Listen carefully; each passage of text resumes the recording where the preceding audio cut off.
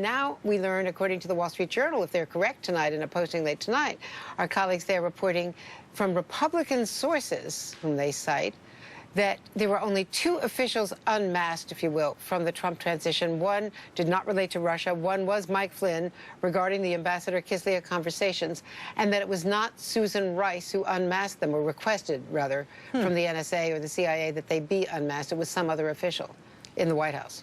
In terms of Susan Rice as a point of focus for conservative media, obviously they zeroed in on her in the Benghazi controversy with incredible ferocity. And I know that the Obama administration always felt like her being targeted in the Benghazi controversy was more convenient than it was warranted. I think there was a lot of resentment in the Obama administration for the role that she was chosen for in that political scandal. Is there any sense that this is carryover from that?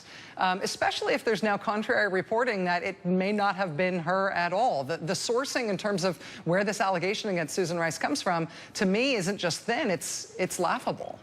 Yeah, it was very clear from a couple of the things that were said on Capitol Hill, Tom Cotton and several of the others, that they were putting her in this framework of Benghazi and blaming her for everything. Senator Cotton called her the typhoid Mary that she pops up in all of these scandals. And it just seems as though she was a convenient foil. And the fact is that for 24 hours, people have been talking about Susan Rice and not talking about Eric Prince, not talking as much about Carter Page.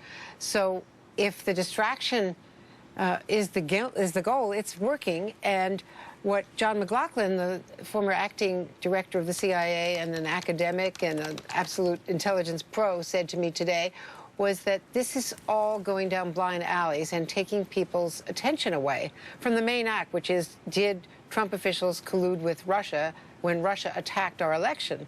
And the fact is, the more we talk about this other stuff, which will be picked up and will be investigated in the House, Republicans are signaling that they want to call her as someone on the witness list. Senate, not so much yet.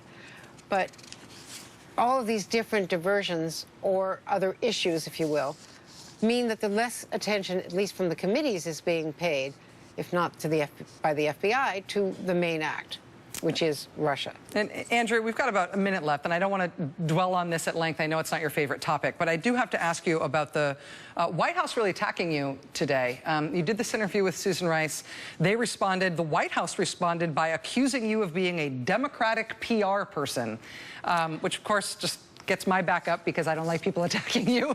But I just want to know how, if you had any response to that, or if that just strikes you as sort of par for the course at this point. Well, I've always prided myself on not being a PR person for anyone.